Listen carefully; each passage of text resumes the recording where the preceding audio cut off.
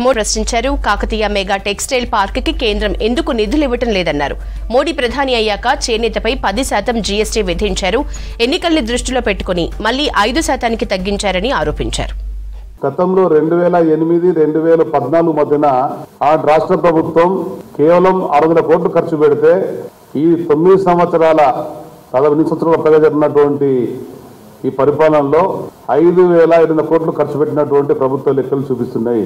ఈ సహకార రంగంతో పాటు సహకార రంగంలో ఉండేటువంటి వారందరికీ జియో ట్యాగ్ కల్పించి దాదాపు 18,000 మరమ్మగాలను గుర్తించి రాష్ట్రంలో వివిధ పథకాలు చేయూత గాని, చేయూత మిత్ర గాని, థ్రిఫ్ట్ ఫండ్ పథకాన్ని పూర్తి స్థాయిలో ఏర్పాటు చేయడం గాని, తిరిగి మళ్ళీ ప్రారంభించడం, కరోనా కోవిడ్ సమయంలో కార్మికులు పెద్ద ఎత్తున ఇబ్బంది పడితే 100 కోట్ల పైగా ఉన్నటువంటి నిధులను వెనువెంటనే విడుదల చేసి వాళ్ళు కాపాడుకునేటువంటి కార్యక్రమాన్ని తీసుకోవడం, ఏ సోలాపూర్ భివండి అయితే పేరుగాంచినటువంటి మహారాష్ట్ర ఉందో నిన్నాక మొన్న 2-3 రోజులుగా ఆ రాష్ట్రంలో ఉండేటువంటి హైలూమ్ సంబంధించిన జాయింట్ కమిషనరు, ఎండీలు వాళ్ళ బృందం అంతా కూడా తెలంగాణ నలువైపులా పర్యటించి ఇక్కడ జరుగుతున్నటువంటి కార్యక్రమాలన్నింటినీ కూడా పరిశీలించి వాటి అవగాహన చేసుకొని మహారాష్ట్రలో ఆచరణలో దేవాలనేటువంటి వాళ్ళ ఆదర్శంగా తెలంగాణ రాష్ట్రంలో జరుగుతున్నటువంటి పరిణామాలు మనం చూస్తున్నాం.